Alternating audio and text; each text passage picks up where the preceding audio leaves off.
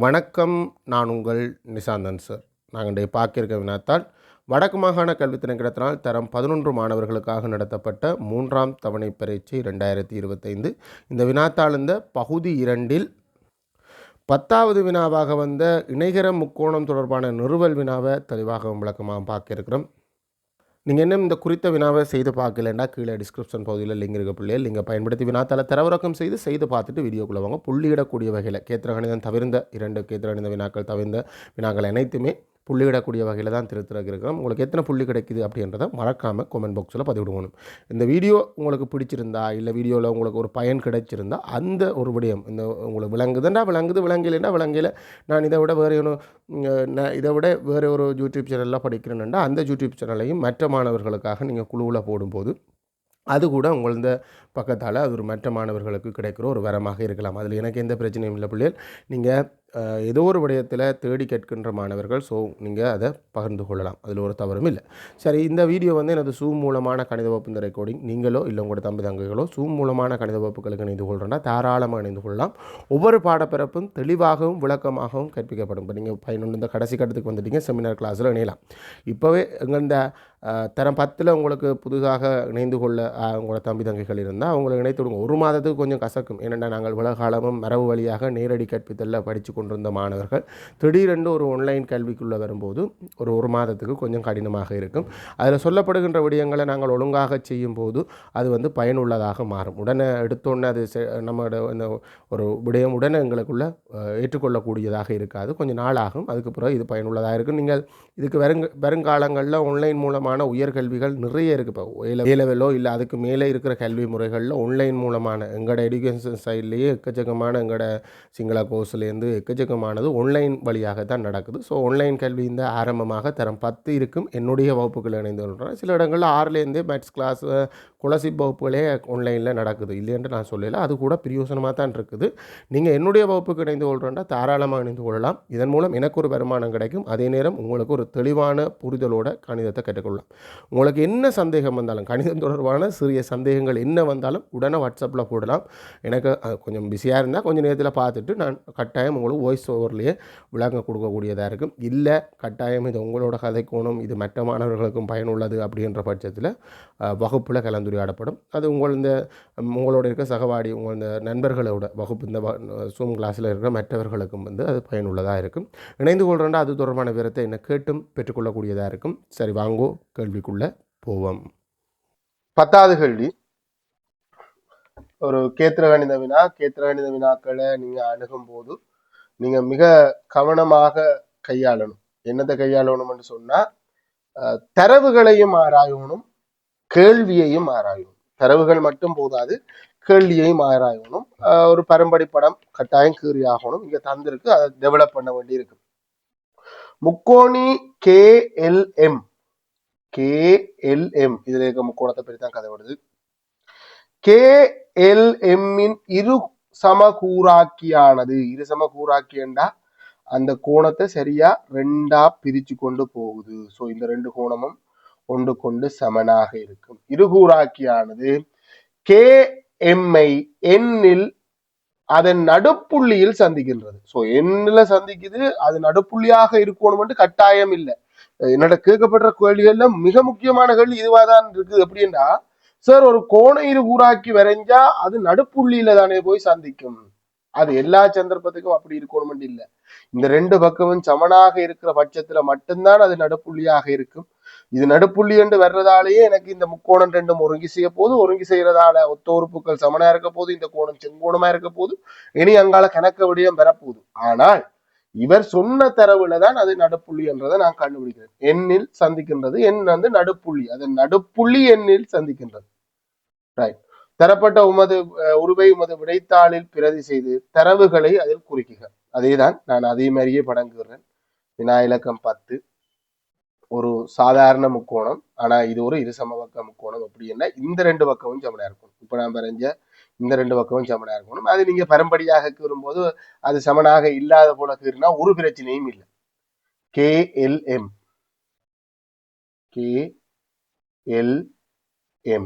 இந்த எல் கோணத்தை இந்த கோண இருகூராக்கி கோணத்தை சரிசமனா 2ஆக பிரிச்சு கொண்டு போற கோடுதான் கோண இருகூராக்கி. கோண இருகூறாக்கி வந்து அந்த கேஎம் என்ற கோட்டை வந்து சந்திக்குது. எங்க சந்திக்குதுன்னா அது வந்து நடுப்புள்ளியில சந்திக்குது. நடுப்புள்ளி என்றா இந்த ரெண்டு துண்டும் சமன் என்று போடுறேன். இது இந்த நடுப்புள்ளிக்கு பேரும் சொல்லி இருக்கு என்ன நினைக்கிறேன். எண்ணில் சந்திக்கின்றது. போட்டாச்சு, தரப்பட்டுள்ளது. இதுக்கே உங்களுக்கு ஒரு புள்ளி கிடைச்சதாக்கும் நான் நினைக்கிறேன். அப்படித்தான், மறந்து போனேன் என்னாலாச்சு திருத்தி. சோ இதுக்கே எங்களுக்கு ஒரு புள்ளி கிடைச்சது. ஆனா இது இவ்வளவு இலகுவாக கிடைக்காது என்றால் அங்காலையும் கேள்வி பார்க்கணும். தரப்பட்டுள்ள விடைத்தாளில் வரை பிரதி செய்து தரவுகளை அதில் குறிக்க நீங்க என்ன போகுது. எல்என் ஆனது எல்என் என்ற கோடு எல்என் சமன் என்பி ஆகுமாறு பி வரை நீட்டப்படுகின்றது. எது நீட்டப்படுகின்றது? எல்என் என்ற கோடு தான் நீட்டப்படுது. சோ எல்என் என்ற கோட்டை பிடி, எல்என் என்ற கோட்டை நீட்டு. எப்படி நீட்டட்டுமாம் என்று சொன்னா எல்என் இந்த நீளத்துக்கு வரணும் பார்த்துட்டு சொல்லு. எப்படி நீட்டட்டுமாம்டா எல்என் இந்த நீளமும் என்பி இந்த நீளமும் சமனாக இருக்கிற மாதிரி பி வரைக்கும் நீட்டுறனா அந்த பி வரைக்கும் நீட்டின அந்த புள்ளி இந்த நீளம் பி என்று இதை எடுத்துக்கொண்டா எல்என் இந்த நீளமும் என்பி இந்த நீளமும் சமனாக. ஆல்ரெடி அங்க ரெட்ட கோடு பாவிச்சதால இங்க ஒற்ற கோடை பாவிக்கிறேன். நீ மாறியும் பயன்படுத்திக்கலாம். அதுக்கு ஒத்த கோடும் இதுக்கு ரெட்ட கோடும் பயன்படுத்திக்கலாம். பி வரை நீட்டப்படுது. சரியா துல்லியமா கவராயம் எடுத்து சரியா பிய அது அமைப்பு. இது அது இல்ல. இது வந்து பெரும்படி படத்திலேயே கேள்வி செய்கிறது. பி வரை நீட்டவும் கேபி எம்பியை இணைக்குக. கேபியையும் எம்பியையும் இணைக்கணும். கேபி எம்பியையும் இணைக்கிறது. படத்தை பார்த்தா கிட்டத்தட்ட இணைகிற மாதிரி இருக்கு. ஆனால் இணைகிறமோன்றது உறுதிப்படுத்தப்பட வேண்டும். இணைகிறன் தான், அது பிறகு வருவான். இப்போதைக்கு இந்த தரப்பட்ட தகவலை வந்து அதுல சேர்த்திருக்கேன். ரைட், ரோமன் லெகன் 2க்கு போவோம். ரோமன் லெகன் 2 மிக இலகுவான கேள்வியா தான் இருக்கும் பிள்ளைங்க, பயப்பட தேவையில்லை. முக்கோணி கே எம் என் முதலாவது எங்க இருக்குன்றத பிடிக்கணும். முக்கோணி கே எம் முக்கோணி K M N LMN LMN முக்கோணி எல் எம் என் இந்த முக்கோணம் இதுல நம்பர் பண்றேன். இது முதலாவது முக்கோணம். இந்த முக்கோணமும் இரண்டாவது கேள்வி கேஎன்பி கேஎன்பி கேஎன்பி கேஎன்பி என்ற இந்த ரெண்டு முக்கோணமும் ஒருங்கி செய்யும் அப்படின்னு சொல்லட்டுமா? சரி, இப்ப நாங்க கேட்க வேண்டிய உங்கள்கிட்ட வந்து கேட்க வேண்டிய கேள்வி என்ன பிள்ளைகள், ரெண்டு முக்கோணம் ஒருங்கி செய்யணும் என்றால் குறைந்தபட்சம் எத்தனை பேர் சமனாக இருக்கணும்? 3 பேர் சமனா இருக்கணும். ஆனா இதுல நமக்கு இப்ப ஆல்ரெடி நேரடியாக படத்திலேயே எத்தனை பேர் சமனா இருக்கிறியா? 2 பேர் சமனாக இருக்கிறியா? நம்ம ஒரு ஆளை மட்டும்தான் தெரியணும். ஆரடா அர்த்தால் குத்து எதிர்கோணம் வேற சமன். ஆகவே முடிஞ்சு. 2 பக்கம் ஒரு கோணமாக இருந்தா அது அடைகோணமாகவும் இருக்கணும். அடைகோணமாகத்தான் இருக்கு. அப்ப எழுது அந்த முக்கோணத்தின் பேரோடு முக்கோணி எல்எம்என் கம முக்கோணி குத்தேர் கோணம், அதைத்தான் சொல்ல போறேன். கேஎன்பி அந்த பேர்கள் சொன்னதையே பயன்படுத்துறது எல்லாம் இல். கவனிக்க வேண்டிய விஷயம் என்றா கேஎன் என்ற கோடு இதுல பயன்படுத்தும் போது இதையும் கொஞ்சம் கவனிக்க முடியாது. இதுல அவ்வளவு துள்ளி பாக்குறே இல்ல. இந்த முக்கோணத்து இந்த பார்ட்ஸ் தான் நீ முக்கோணமா சொல்லிக்கன்னா இதை முதலாதா சொல்லு. எம்என் என்ற கோடு என்கே என்ற கோட்டுக்கு சமன் தரவு. அது நடுப்புள்ளி என்று சொன்னதால வந்த தரவு. அதே மாதிரி எல்என் என்ற கோடு பிஎன் என்ற கோட்டுக்கு சமன். அது அவர் சொன்ன அமைப்பு, அதுவும் தரவு தான். ஆக அடுத்தது இன்னும் ஒரு ஆள் வேணும். அடுத்தது கே என் பி என்ற கோணம் எல் என் பி எம் என்ற கோணத்துக்கு சமன் குஏகோ குத்தெதிர் கோணம். ஆகவே முக்கோணி எல்எம்என் ஒருங்கி செய்யும் முக்கோணி கேஎன்பி. காரணம் பா கோ பா. அப்படியும் ஒரு இப்படியான கேள்வியில நீங்க பாருங்க பிள்ளைகள், ஒரு ஃபைனல் எக்ஸாம் பேப்பர் எடுங்க, கட்டாயம் ஒரு முக்கோண ஒருங்கி செய்வு கேள்வி வருது. அதுக்கு 3 மார்க்ஸ் வருது. படங்கிறதுக்கு 1 மார்க்ஸ் வரும். இதுல 2 மார்க்ஸ் ஏதோ கொடுத்தவன் போடாது. படங்கிறதுக்கு 1 மார்க்ஸ் வரும். சோ கட்டாயம் நாங்கள் ஒரு கேத்திரான கேள்வியில குறைஞ்சபட்சம் என்றாலே 4 கேள்வி 4 மார்க்ஸ் இருக்கலாம். நீ அங்கால நிர்வாக விடு பிரச்சனை இல்லை. இந்த 4 மார்க்ஸை பெற்றுக்கொள்ளலாம். அடுத்த 4 மார்க்ஸும் பெரிய விஷயம் இல்லை. நான் அதையும் பெற்று தர்றேன் பாருங்க, இவ்வளவு இலகுவா நாங்கள் பெறலாம் என்று பாருங்கூடா. அடுத்தது கேள்வி. அப்ப இதையும் செஞ்சுட்டோம். இப்ப ஒரு கேள்வி ஒன்றை விளைங்களும் கூட ஒரு முக்கோணத்தை ஒருங்கி செய்ய வச்சுக்க வேண்டாம். அது நமக்கு அடுத்த கணக்குக்கு உதவியா இருக்கு. நாட்பக்கல் KLM ஓர் சாய் சதுரம் என காட்டுக. இந்த நாட்பக்கல ஒரு சாய் சதுரம், சதுரம் எல்லாம் இல்ல, சாய் சதுரம், சதுரம் இல்ல, சாரி, சதுரம்ன்றது ஸ்பெஷல். இணைகரம் என்று காட்ட சொல்லல, சாய் சதுரம் என்று தான் காட்ட சொல்லும். இப்ப நமக்கு இருக்கிற கேள்வி என்னன்னா, ஒரு நாட்பக்கல எப்படி சாய் சதுரம் என்று காட்டுறது? சாதாரணமாக இருக்கிற நாட்பக்கலுக்கு இருக்கிற சிறப்பு என்னன்னா, 4 பக்கம் இருந்தால் அது நாட்பக்கல், இல்லைன்னா புளியோ தெரியல, 4 பக்கம் இருந்தால் நாட்பக்கல். நாட்பக்கல நாங்கள் இணைகரம் என்று காட்டலாம். இணைகரம் என்று காட்டுறதுக்கு, ஒரு நாட்பக்கல இணைகரம் என்று காட்டுறதுக்கு 5 வழி இருக்கு. 5ல ஒரு வழியில இணைகரம் என்று காட்டலாம். இணைகரம் என்று காட்டின நாட்பக்கல நாங்கள் சாய் சதுரம் என்று காட்டலாம், இல்ல செவ்வகம் என்றும் காட்டலாம். அது வேற சந்தர்ப்பம். நம்ம சாய் சதுரத்தை நோக்கி தான் போறோம். செவ்வகம் என்றும் காட்டலாம். பிறகு செவ்வகமாக இருக்கிற நாட்பக்கல் ஸ்பெஷல் நேமான சதுரத்தையும் காட்ட முடியும். அது இருக்கிற எல்லா குவாலிபிகேஷனையும் கொண்டிருக்கணும். சதுரம்ன்றது இருக்கிறதுல கடும் சிறப்பான நாட்பக்கல். இணைகரம் என்று காட்டி, இணைகரம் என்று என்ன காட்டின நாட்பக்கல்ல அடுத்துள்ள பக்கங்கள் 2 சமனாக இருக்குமெண்டா சாய் சூத்திரம். இல்லையண்டா ஒரு இணைகரத்தின் மூளை விட்டங்கள் செங்கோணத்துல இடைவட்டம் என்றா சாய் சூத்திரம். இல்லையண்டா ஒரு இணைகரத்தின் ஒரு மூளை விட்டம் உச்சி கோணத்தை 2 என்றா சாய் சூத்திரம். இப்ப நாங்கள் இதுல பல விதமா நாங்கள் இந்த நாட்பக்கல இணைகரம் என்று காட்டலாம். இணைகரம் என்று காட்டுறதுக்கு எனக்கு பல வழி இருக்கு. ஒன்று இந்த படமே போதும், வேற ஒன்றும். இப்ப நாங்கள் 2ஆம் கணக்குக்கு செஞ்ச நிறுவலே தேவையில்லை. நேரடியாகவே இந்த 3ஆம் கணக்குக்கு இணைகரம் என்று காட்டிடுவேன். ஏன்னு சொல்லுங்க அப்பம். NL என்ற பக்கம் PN என்ற பக்கத்துக்கு சமன் தரவு. அதே மாதிரி KN என்ற பக்கம் MN என்ற பக்கத்துக்கு சமன் தரவு. ஆகவே நாட்பக்கல் L, அவர் சொன்ன பேரை பயன்படுத்துவோம், என்ன பேர் சொல்லியிருக்காரோ தெரியல, KL தான் KLMP ஒரு இணைகரம் உறுதிப்படுத்தியாச்சு. இணைகரம் என்று உறுதிப்படுத்தியாச்சு. வெறும் மூளை விட்டங்கள் ஒன்றையொன்று இரு சம கூறுடுவதால நாங்கள் இத இணைகரம் என்று காட்டிட்டோம். ஆனா இணைகரம் என்று காட்டுறதுக்கு வேற பல வழிகளும் இருக்கு. நீ இந்த 2 முக்கோணம் ஒருங்கி செய்ய வச்சுக்கியா, அதனாடி உனக்கு என்ன வரும்? 3வது பக்கம் இந்த பக்கத்துக்கு சமன் என்று வரும். அதே மாதிரி இந்த 2 முக்கோணத்தையும் ஒருங்கி செய்ய வைக்கவும் முடியும். அப்படி என இந்த 2 பக்கமும் சமன் என்று வரும். ஆகவே இந்த நாட்பக்கல் இணைகரம் என்று வரும். இணைகரத்தின் எதிர்ப்பக்கங்கள், ஒரு நாட்பக்கல் இந்த 2 சோடி எதிர்ப்பக்கங்களும் சமனாக இருக்கும் என்றால் இணைகரம். இல்ல ஒன்று விட்ட கோணங்கள் அது இதென்று பல வழியில இந்த நாட்பக்கல இணைகரம் என்று காட்டலாம். இது ஒரு வழி, இலகுவான வழி. இதுல நம்ம படார் என்று சொல்லக்கூடிய வழி. இப்ப இணைகரம் என்று காட்டின நாட்பக்கல நான் என்னென்று காட்டணும்? சாய் சதுரம் அப்படின்னு காட்டணும். இணைகரம் என்று காட்டுறதுக்கான கொண்டு வந்து இவரை செக் பண்ணி இவர் இணைகரம் என்றதுக்கான கொண்டு வந்துட்டேன். இவர் இணைகரம் சாய் சுதரம் ஆக்குறதுக்கு, இணைகரம் சாய் சுதரம் ஆக்குறதுக்கு 3 வழியில ஏதோ ஒன்று இருந்தா காணும். முதலாவது, ஏதாவது அடுத்துள்ள 2 பக்கம், 4 பக்கம் சமன் நேரடியாக சாய் சுதரம். ஏதாவது அடுத்துள்ள 2 பக்கம் சமன் என்று சொல்லுவோம் என்றா இதை இணைகரம் சாய் சுதரம் என்று சொல்லலாம். இதுவரைக்கும் அப்படி ஒன்றும் செய்யல. அதை சொல்லட்டுமா?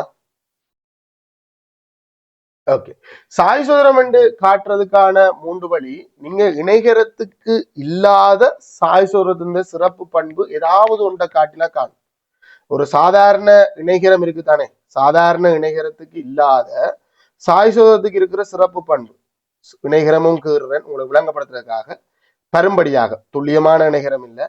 அதே மாதிரி சாய் சதுரமும் கீறுறேன். கிட்டத்தட்டவா சாய் சதுரம் கிட்டத்தட்ட கீறுறேன், துல்லியமாக இருக்க வேண்டிய இல்லை. கிட்டத்தட்ட சாய்சுரம் வந்து 4 பக்கமும் சமனாக இருக்கும். சதுரம் சாய்ந்திருந்தால் அதை சாய்சுரம் என்று சொல்றோம். ஏன்னா கிட்டத்தட்ட அப்படித்தான் அது பேர். அப்படி இணைகரம்ன்றது சாய் செவ்வகம் என்று தானே இருந்திருக்கணும்னா ஒரு காலத்துக்கு முன்னாடி அப்படி ஒரு பேர் இருந்தது என்று சொல்லப்படுது. ரைட். இணைகரத்துக்கு எதிர்ப்பக்கங்கள் சமன், சாய்சுரத்துக்கு 4 பக்கமும் சமன். இது சாய்சுரத்துக்கு இருக்கிற சிறப்பு. இணைகரத்துக்கும் மூளை விட்டங்கள் ஒன்றை ஒன்று இருசம கூறுடும். இணைகரத்துக்கே இருசம கூறுடும், சாய்சுரத்துக்கும் இருசம கூறுடும் தான். மூளை விட்டங்கள் நீளத்துல சமனா இருக்காது, இணைகரத்துக்கும் சமனா இருக்காது, சாய்சுரத்துக்கும் சமனா இருக்காது. சமனாக இருந்தா அது சதுரம் அல்லது செவ்வகம், கன்ஃபார்ம் செவ்வகம். செவ்வகத்தை தாண்டி சில நேரம் சதுரமாகவும் இருக்கலாம். ஆனா இணைகரத்தின் மூளை விட்டங்கள் ஒன்றை ஒன்று இருசம கூறுடம் என்றது இணைகரத்துக்கும் இருக்கு, சாய்சுரத்துக்கும் இருக்கு. ஆனா சாய்சுரத்துக்கு இருக்கிற சிறப்பு என்னண்டா, சாய்சுரத்தின் மூளை விட்டங்கள் ஒன்றை ஒன்று இருசம கூறுடுறதை விட அது செங்கோணத்தில இருசம கூறுடும். சோ மூளை விட்டங்கள் செங்குத்துல இருசம கூறுடும், இல்ல மூளை விட்டங்கள் ஒன்றை ஒன்று செங்குத்துல இடைவெட்டும் அப்படி என்று காட்டினா ஒரு நாட்பக்கல் சாய்சுரம் என்று காட்டுறதுக்கான வழி. என்ன ஒரு வழி, ஒரு மூளை விட்டம் உச்சி கோணத்தை இணைகரத்துக்கு 2ஆ பிரிக்காது. மூளை விட்டம் சாய்சுரத்துக்கு உச்சி கோணம் 4 உச்சி கோணத்தையும் 2ஆ பிரிக்கும். உச்சி கோணம் கொண்ட இருசம கூறுடும் என்றால் அந்த நாட்பக்கல் குறைந்தபட்சம் சாய் சதுரமாக இருக்கணும், அதிகபட்சம் சதுரமாகவும் இருக்கலாம். எங்களால உறுதிப்படுத்திலும் சாய் சதுரம். இங்க மூளை விட்டம் உச்சி கோணத்தை 2 ஆக்குது, இது போதும். இணைகரம் என்று காட்டின நாட்பக்கலை சாய் சதுரம் என்று காட்டுறதுக்கு இது போதும். மூளை விட்டம் இப்ப நான் இதுல என்ன சொல்ல போறேன்னா, ஆனால் ஆனால் இந்த கே எல் பி என்ற கோணம் எம் எல் பி என்ற கோணத்தை சமனாக இருக்கு. காரணம் அது தரவு, நீங்க தான் கோண இருகூறாக்கின்னு சொன்னீங்க. அது தரவாக இருக்கிறதால நான் சொல்ல போற முடிவு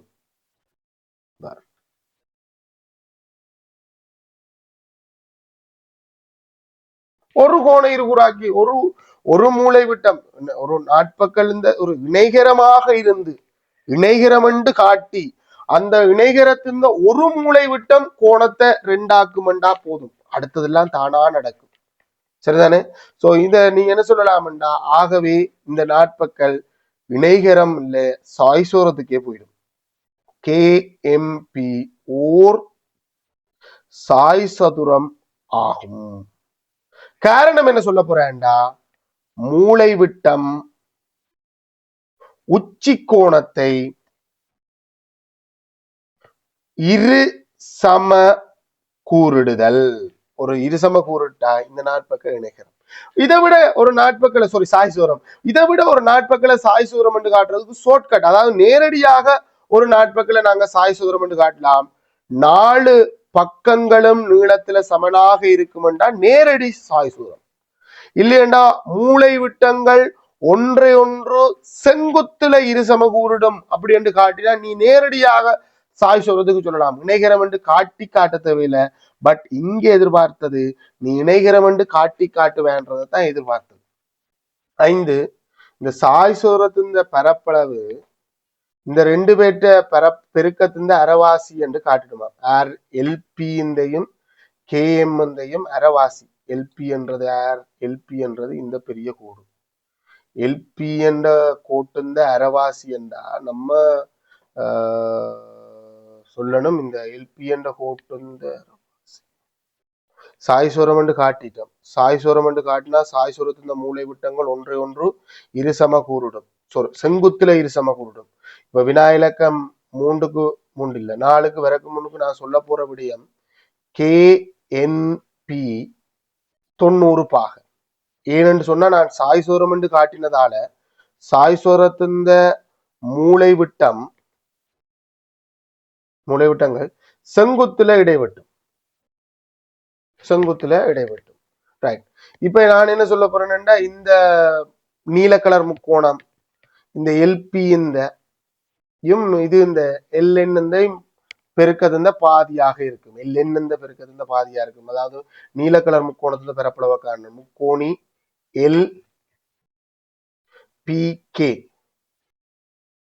LPK இந்த பரப்பளவு சூத்திரம் அரைதர அடிதர செங்குத்துயரம். இந்த சூத்திரத்தை தான் பயன்படுத்த வேண்டியிருக்கு, மற்றபடி எங்களுக்கு வராது. அரை அரை தான். அடிக்கு பதிலா எல்பி, அவர் சொன்ன பேரையே பயன்படுத்துறேன், எல்பி. செங்குத்துயரத்துக்கு பதிலா கேஎன் என்று பயன்படுத்தலாம். பட் கேஎன் என்று பயன்படுத்தினா அங்க வராது. கேஎன் என்றது எம்கே இந்த பாதி. செங்குத்துயரம் கேஎன்னுக்கு பதிலா எம்கே இந்த எல்கேஎம் இந்த கேஎம் இந்த பாதி அப்படின்னு போடுறேன். ஸோ இதை பெருக்கினா எங்களுக்கு என்ன வரப்போகுதுன்னா, எங்களுக்கு பி எல்பி கேஎன் இந்த 4/1 நீல கலர் முக்கோணம். சாய்சுரத்தின் பரப்பளவு இந்த முக்கோணத்தின் பரப்பளவு 2 மடங்கு. 2 பேரும் பரப்பளவுல சமனாக இருக்கும். சாய்சுரத்தின் பரப்பளவு 2 மடங்கு இந்த முக்கோணத்தின் பரப்பளவு 2 மடங்கா இருக்கு. முக்கோணத்தின் பரப்பளவு நம்ம ஆல்ரெடி கோவையாக கண்டிருக்கோம். எல்பி கேஎம் தர 4 வகுத்தல் 4 தர 2. இது வெட்டுப்பட இந்த 2 இங்க வந்துடும். ஸோ அந்த கேட்ட கோவைக்கு ஏற்ற மாதிரி அந்த விடையை கொடுத்து விடுறது. சில பிள்ளைகள் நேரடியாக எழுதியிருந்தாங்க, அது கூட சரி. ஏனென்றா இப்படி ஒரு சூத்திரமும் சில நேரம் நாங்க பயன்படுத்துறது உண்டு. சாய் சூரத்தின் பரப்பளவு மூளை விட்டங்கள் இந்த பெருக்கத்தின் அரைவாசியா இருக்கும் என்ற சூத்திரம் சாய் சூரத்துக்கும் சதுரத்துக்கும் மட்டும் பொருந்தும். சாய் சூரத்துக்கு கூடுதலான சந்தர்ப்பத்தில் அந்த சூத்திரம் பயன்படுத்துறது. ஸோ அந்த அடிப்படையில இந்த விடையை நேரடியாக எழுந்தவனுக்கும் புள்ளி வழங்கப்பட்டது. என்ன பொறுத்த வரைக்கும் இப்ப நான் சொல்லி தந்த வழிதான் இலகுவான வழி. இதை விட வேற பல வழிகள்லையும் இந்த கேள்வியை செய்திருந்தவங்க, ஆனா தேவையில்லாத வழிகள். புள்ளித்திட்டம் சொல்ல பிள்ளைகள் கேத்திரான கேள்விக்கு நான் புள்ளித்திட்டம் சொல்ல இல்லாது. ஏன்னா நான் செஞ்சது ஒரு வழி, நீங்க செய்யறது ஒரு வழியாக இருக்கும். அதனால நான் புள்ளித்திட்டத்தை சொல்லல.